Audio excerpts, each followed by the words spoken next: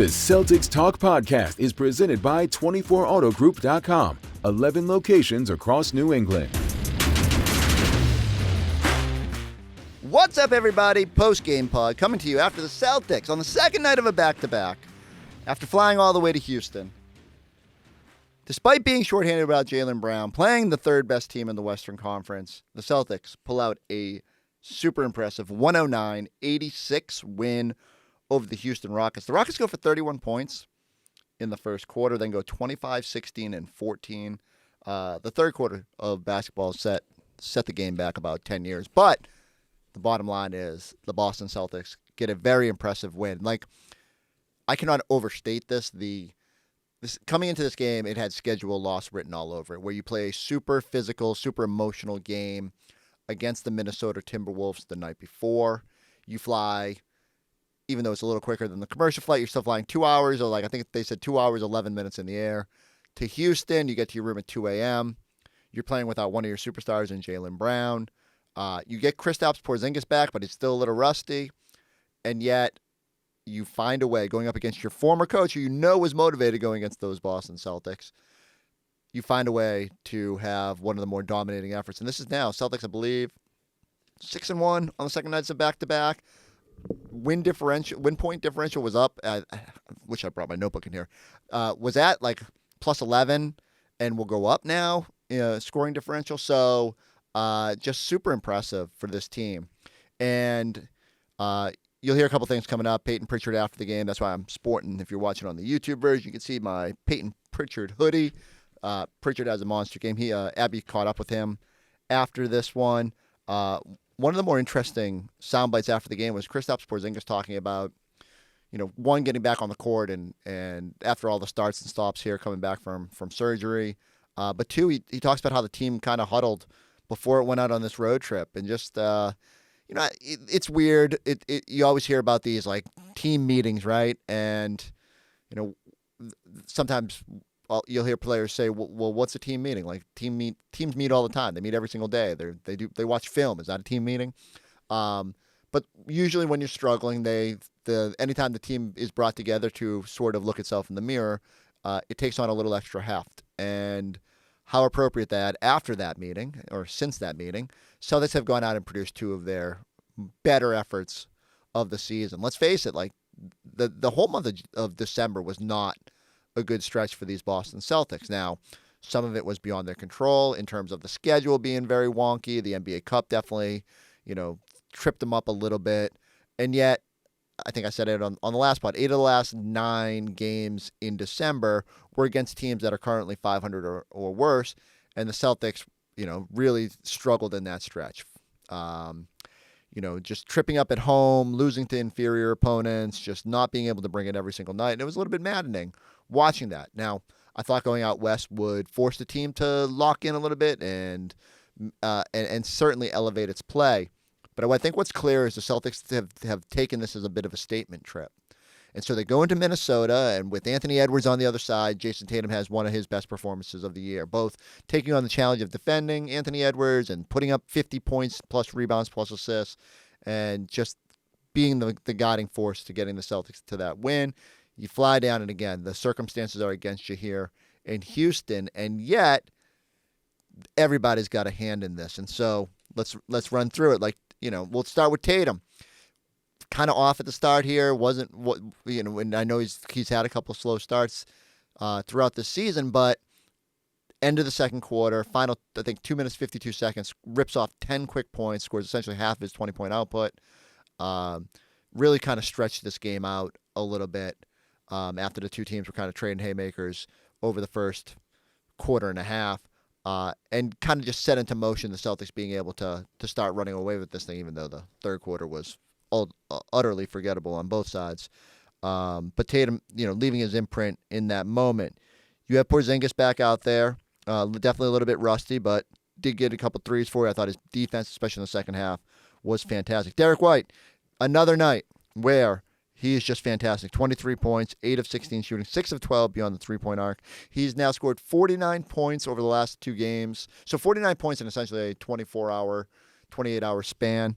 And that includes making, Let me do my quick math here. 5 of 10 the first night, 6 of 12, 11 of 22 threes in those 2 games, clearly snapping out of whatever December funk he was in, and not coincidentally, if Derrick's playing to that level, the Celtics are pulling themselves out of whatever funk they were in. Drew Holiday was great at the start of this game. I think 12 of his 14 points came in the first, felt like 5 minutes of this game. Really set a tone offensively. I think we had the number in our program the other night that the Celtics were something like 45-2 when Drew scores 14 or more points. You got to that number here. So I'm just going to assume they're up to 46-2 now when he gives that output. And then there is the guy on my shirt, Payton Pritchard. 8 of 10 from the floor, 4 of 6 beyond the three-point arc, 20 points, plus 21. I loved it. What really jumped out was, so there was a stretch in the first quarter, maybe right after Payton checked in, he was in front of the Rockets bench, and you could see former assistant Ben Sullivan and Ime, both guys who grew up in that Portland area and were obviously a little bit older than Payton, but knew of him coming up and then coached him. Probably just a little playful banter. But you know how it works with Payton. He finds motivation in everything. Next thing you know, he's hitting the first of his 4 3-pointers on the night. 8 of 10 overall. 4 of 4 near the basket. Defended well. Had a block in there, I think.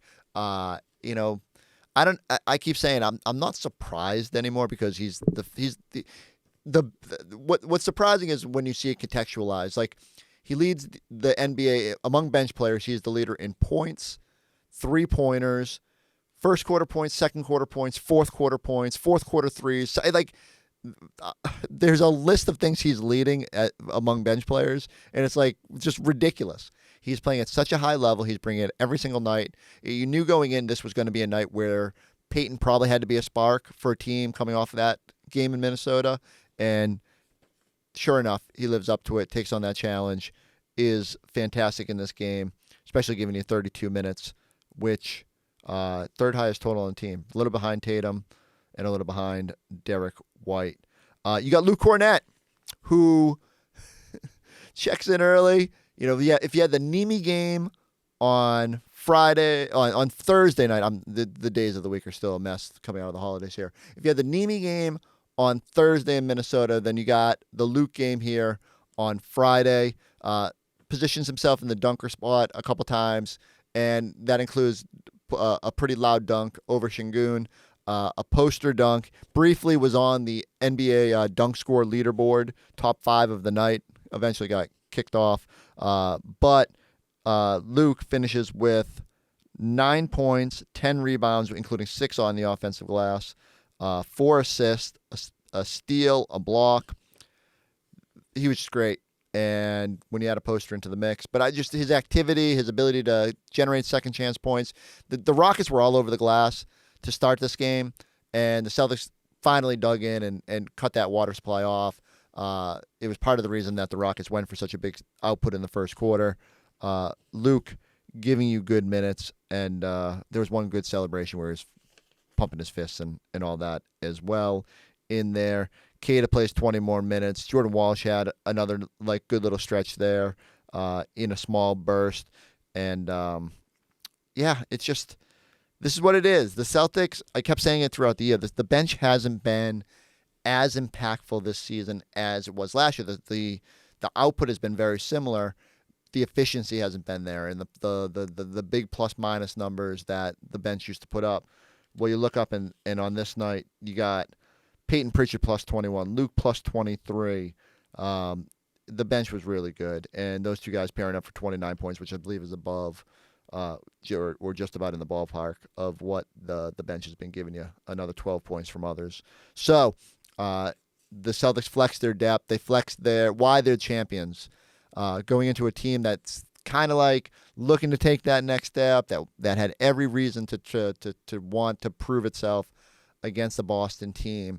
That should have been just a little bit more energetic, should have been a little bit more crisp, and yet the Celtics find a way to win this game, 2-0 to start this trip. I'm going to cut the intro a little short because, let's face it, we all want to talk about Sunday and the big game against the Oklahoma City Thunder. But first, here's a little bit more from our post-game show. The award-winning 24 Auto Group is the easy choice for your next car, truck, or SUV. 11 locations and over 2,000 new and pre-owned vehicles in stock. Shop the brands you know and love, backed by savings and service you can count on. Plus, buy 3 and get 1 free for all tire purchases, with 11 convenient locations across the South Shore of Massachusetts. 24 has the knack to save you more. Visit us in store or online at 24autogroup.com. I thought our energy level was off the charts, especially coming in late, getting in at 2 a.m, not getting the regular sleep that you get. You're just, everything is disrupted. You probably just had a walkthrough. Really don't go to shoot around. You just have a walkthrough. I mean, you're used to doing things like that, but you get in late. Your whole schedule is thrown off. But I just thought they came out with intentionality, the way that Joe Mazzulla always says. I think they came out with that focus. And I really love just how they made a concerted effort to make sure that the second chance point wasn't going to beat them. The offensive rebounds wasn't going to kill them. There was an offensive rebound. They weren't going to score off of that. They only allowed 5 second chance points in that second half. And I thought that was a phenomenal job. And definitely concentrate on what you need to do defensively. And that's what I've been talking about for the new year. Be a better defensive team, and they're starting to do that. Love the way the Celtics flexed their depth in this game. I mean, maybe we should be used to it with Payton Pritchard coming off the bench. I mean, he was getting chest bumps from Joe Mazzulla by the end of this game. But then you got Luke Cornett being everywhere. Poster dunks. He's giving you assists. He's all over the offensive glass. Celtics really leaned into that depth and found a way. Like Derrick White had great stretches, continues to be fantastic. Tatum had that one little stretch at the end of the second quarter that really kind of got you into the half, feeling good about yourself. So this is the way it has to be on a night where Celtics could have limped in, had every excuse to downshift. They found a way to keep their foot on the throttle. And I love the fact that this team seems like they're trying to make a statement here at the start of January, this little road trip, and we're already looking ahead to what's going to happen on Sunday, but they took care of business here on the first 2 stops. A great back-to-back with 2 wins. It's always good to see KP back in the mix, but even with Jaylen Brown, out, to see Payton Pritchard lead this team with 14 points at the half and then finish off with 20 points. He was plus 21. The guy is just that spark. He's standing by with Abby Chin postgame. Payton, you guys started that fourth quarter on an 11-0 run, sealed the game without Jason Tatum. What keyed that for you? I think we just made the right reads. Derrick had a lot of big shots right there. Played hard defense, got stops, and got out and run. So I thought our pace was really well too. So you shot 80% from the floor, hit some big threes like you always do, but had some nice finishes at the rim. How much emphasis are you putting on that right now? I try to have a complete game. I'm not just a three-point shooter. I'm a complete ball player. I can hit the mid-range if I need to. I can attack the rim, even though I've been missing some left-hand layups. That's been frustrating, but I hit a couple tonight. So I just, throwing off the full arsenal. So I got to take what the defense gives me. I know you and Ime go way back. Yeah. He was chirping at you from the sidelines. What was he saying? It's all love. I've known them since a lot of those guys since I've been a little kid. So they've seen me start up playing basketball since I've been like 10 years old. So it's a lot of love there, and it's like family. You're 3-0 against him. You guys start out this trip 2-0. This was not an easy back-to-back. What kind of edge did you guys bring out on the road? I mean, like you said, it's not an easy back-to-back, but no excuses. Got to get the job done, and we came out today and competed at a very high level and set the tone, especially in the second half, and got the W. So this is how it's got to be for the rest of the year. Payton, thank you. Congrats. Appreciate it. Thank you, Abby. 8 of 10 shooting, 4 of 6 from deep, but even more importantly, fellas, Chris, can you please show the people what sweatshirt we are representing here tonight? The Payton Pritchard. I'm still waiting for my 741 gear, but until then, we'll just have to take ours. And you know what it says on the back. Pritch, please. Oh, Pritch, please. I like that. Pritch better have my money. Because Pritch, please. Payton has been on fire. I love Boston sports. He partnered up with them to get these sweatshirts. They're awesome. And, look, everyone needs to be buying their Payton Pritchard merchandise because as much as we said at the start of the year, like, he's in the 6th man of the year conversation, emerges as the front runner. dude is bringing it every single night. And I thought this was specifically going to be a Payton Pritchard type of game because, again, Celtics needed a little burst of energy. The starters played a ton of minutes last night. So did Payton. But you just know every single night he's going to bring it. I'm telling you, when I saw Ime chirping him a little bit, and I know they got those Oregon roots, and they've known Pritchard for a long time out there. Man, he finds every little bit of motivation. He went right back at him, knocking down all those threes. It has been truly remarkable to watch this young man just blossom this season, bring it every single night out there on the court, and he's a big reason why they've been so successful. Hey, you could definitely bet on him to affect the game. I don't care how you talk about it. Like, every night you're not going to be able to shoot the basketball particularly well, but what he does, he gets offensive rebounds, he plays good defense, he gets deflections, he gets steals, and then the one thing about it, if you listen to that interview with Abby Chin, he said, man, I've been missing some left-hand layups. Think about how hard he is on himself because he knows he could be better.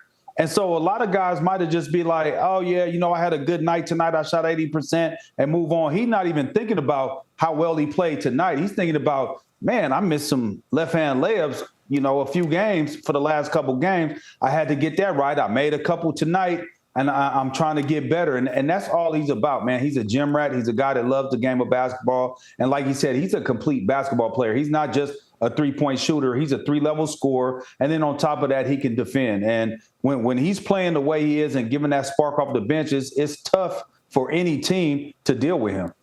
What I love about Payton Pritchard, too, and Eddie, you just attested to it, but I feel like last year he was really, really known for his threes and everything, and like he still is today. But seeing this guy get into the paint and go up against some of these bigger dudes and just kind of jab up and down, you saw that reverse layup, adding that type of versatility to his game where, Eddie, you mentioned he can get some rebounds, he can dish it back out, and then come off a screen and shoot a three and drill it the way he does. Like, he just adds a spark, not just to the three-point range, but to all different points of this game. And I want to stay in the guard talk because Derrick White, another just phenomenal night here, coming off of a great night last night. 23 points here to finish, 6 trays, 8 of 16, 6 of 12 shooting. Chris, he's doing his thing. The All-Star campaign marches on the road. Derrick White has found his swagger after a little downturn there in December. 6 of 12 beyond the arc. I think he's been 50% on threes the last 2 nights. 26 points last night, 13 in the fourth quarter, 23 tonight. He had a couple buckets at the start of the fourth here to kind of put this one away. So I don't know, like the same thing we kind of talk about. While he had that little dip, he pulled himself out of it quickly. Derrick is this guy that kind of brings it every night. And you just knew he was going to have it going tonight. Clearly felt in the absence of Jaylen Brown, he had to pick the scoring up a little bit. He continues to be great for this team.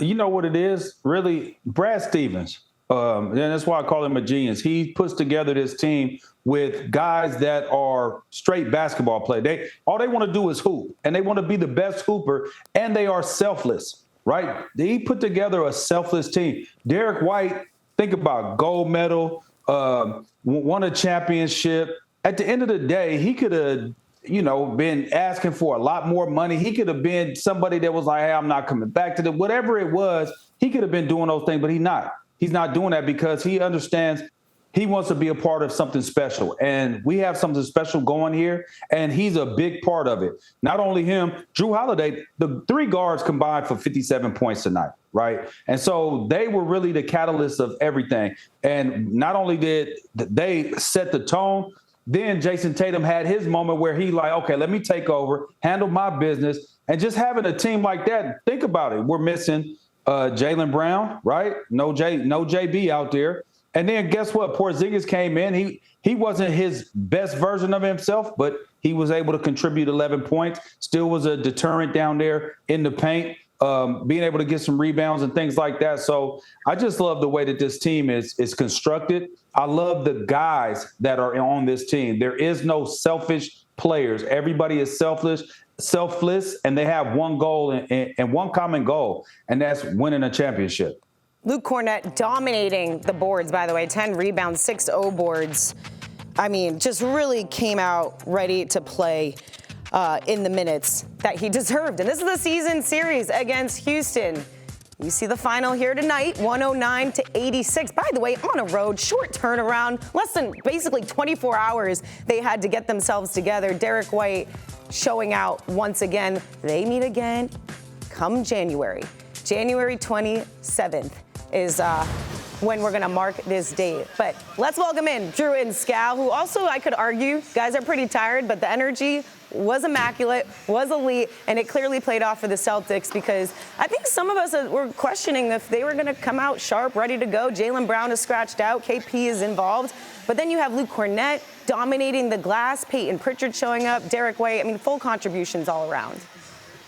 Yeah, Kayla, it's a stay-ready group. That's what you need on a back-to-back, right, Scal? With no Jaylen Brown and playing a really good defense in Houston, a tough team with no rest, and you come out and you win by 20-plus and hold them to 86. That's one of the most impressive games of the season. Yeah, I mean, you could go gutsy, but I think it was a high IQ game. I talked about spacing. I thought our spacing was immaculate. I like Joe Mazzulla going with double big lineups. We always had a guy at the top and a big underneath, working that dunker. This was a masterful game plan and then executed at the highest level. And then you guys already touched on the Payton Pritchard shot making, getting downhill, the Derrick White, snapping out of his slump. You guys touched on all the things that this team needed to do, but bring up Luke Kornet, Ime last night. This is a good little 2-game stretch. This was the hardest back-to-back that we were going to have all year, and I think the Celtics are up for the challenge. And I want to make sure we give some love to Drew Holiday as well. Comes out as 12 points in the first quarter. I mean, it's easy to forget it happened, 2 hours ago, but Drew Holiday, that's his highest point total in any quarter all season. He's playing against his brother. He's got some family in the house, and he came out and really catalyzed the offense in the first quarter. Now for the Celtics, Scal, I'm wondering if you think that this road trip means more than just these 4 games for this group. Do you think they're looking at this as a statement opportunity? For sure, and I think when you look at the Rockets today, they just didn't have the horses to be able to compete with us. We gassed this game up, but at that point, the Celtics said, you know what, we're just better than you. Now we move on to Oklahoma City, right? This is the marquee game. All eyes will be on this game, and when you start to break this game down, that's one of the best defensive backcourts in the NBA, and we have one of the best defensive backcourts. They got shot making, we got shot making. They have shot blocking, we have shot blocking. It's just everything lines up for this to be an unbelievable matchup. So for the Celtics, you come out here and you win all 4. Obviously, it's a massive trip, and everyone's talking about you. But the next one is going to be on Sunday, early start. These guys will be ready. Yeah, it's a heavyweight battle in Oklahoma City. I think last year, a lot of the time we saw this, Scal, with the huge wins and the 50-plus point wins, there was a lot of, middle finger from the Celtics last year. It was almost like a revenge tour for not winning a championship yet with that group. Haven't seen it every game this year, but this road trip, Kayla, seems like an opportunity for the Celtics to do that, and so far, 2 for 2. With Ime in multiple locations, kind of at different points in your career, I feel like. Are there any lessons from either spot that you still kind of take with you today, any notes from him? Yeah, obviously I was a young player, just trying to figure it out, and then get traded, and he's a head coach, but just probably that physicality, toughness that he loves and kind of installs in all his players. So if you want to play for him and you just want to be around him, you just kind of learn that. And so just kind of having that and just don't back down from anything. What do you like best about the way you guys have started this trip, and how are you approaching those last couple of games that are pretty tough matchups? Yeah, we had a good meeting before this trip, just to a little bit looking in the mirror type of meeting and see where we can improve and what we can do better, because teams are obviously coming for us and some of them are playing their best basketball against us. So some small adjustments we want to make and try to keep improving as a team and not just keep playing the same way. And Minnesota was a tough game, but we came up with a win. And then tonight I felt like that second half really stuff was clicking for us and yeah, so far from the small sample size we have, we're looking pretty good. With that understanding, how well has Jason played for this team and what has he brought? Yeah, no, he's been super consistent.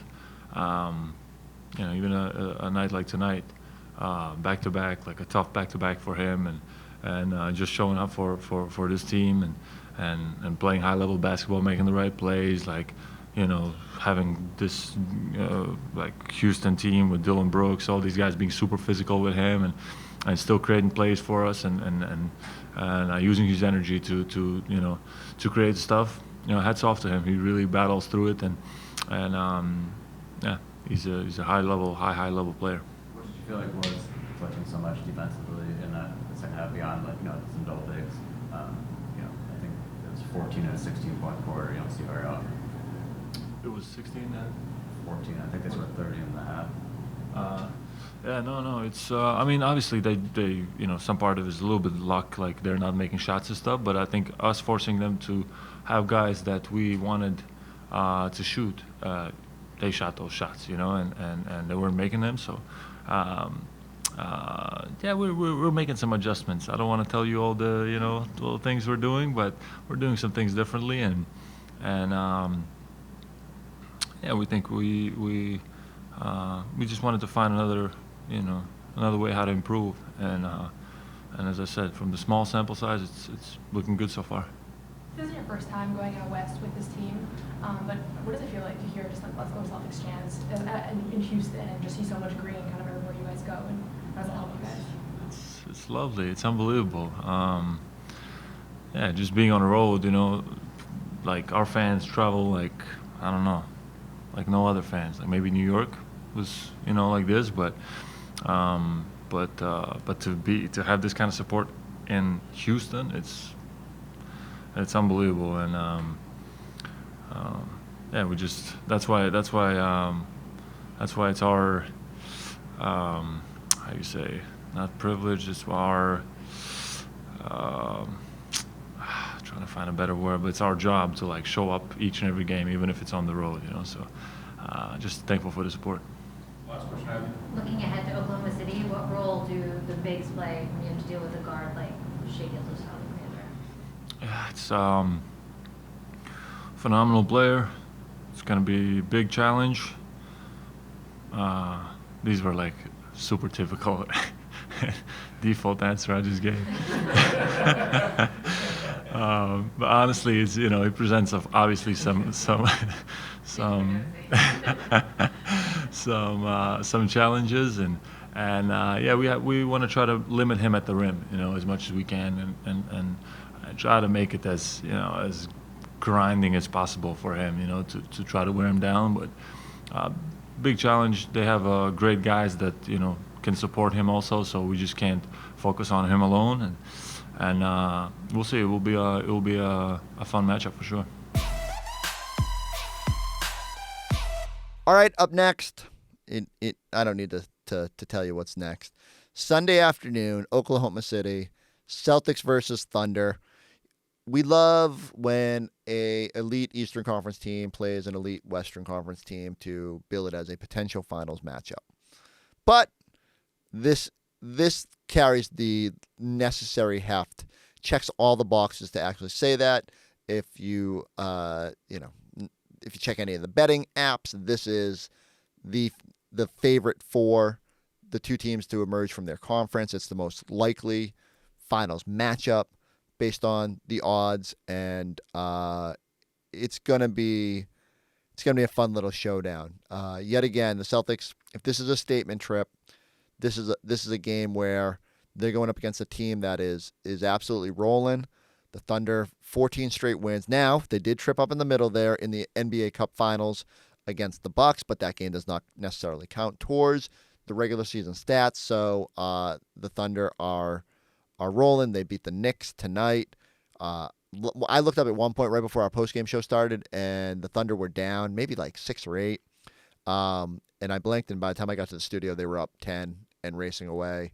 SGA has muscled himself into maybe the front spot in the MVP conversation based on how good that team has been and the way he's playing. These are the matchups that Tatum typically gets up for. I think it's encouraging that Jaylen Brown was on the floor warming up in Houston. He was ultimately scratched, but you could tell, looked like he was going through a pretty good workout. Would be quite a luxury for the Celtics to have everybody available. we keep talking about all the games in this run where they have not had their full top 8 available. Well, you get Porzingis back tonight. You get Al Horford back after the rest day. If you were able to get Jaylen Brown as well and have your full complement of guys, that would be help add a little bit of flair. Now, you can say the Thunder are a little bit shorthanded. No Chet Holmgren. He'll be back later in the year, and that's going to be intriguing because if they're rolling now, imagine when they get to add him back to the mix. Look, they've got enough talent there, and it definitely feels like they're sending a message to the league about, hey, they're ready. They're ready to make this leap, to be truly in the mix, to be a potential finals team. And you know how you do that? You go in against the world champs, and you prove it. So each side should have motivation. I cannot wait for this game. Our pregame show, it starts at 2:30 on NBC Sports Boston. Drew and Scal got the call for you of that game. This is why when the calendar flipped and we were all like, yes, here we go, January, like not only the Minnesota-Houston games, but now this one, and then off to Denver on Tuesday night. There's an awful lot to look forward to. There's another trip later in the month that will challenge these Celtics. It's a fun time of year. Usually it's the January doldrums, but no such thing right now. It's a good time to be a Celtic fan and be watching these games. I can't wait for Sunday afternoon. All right.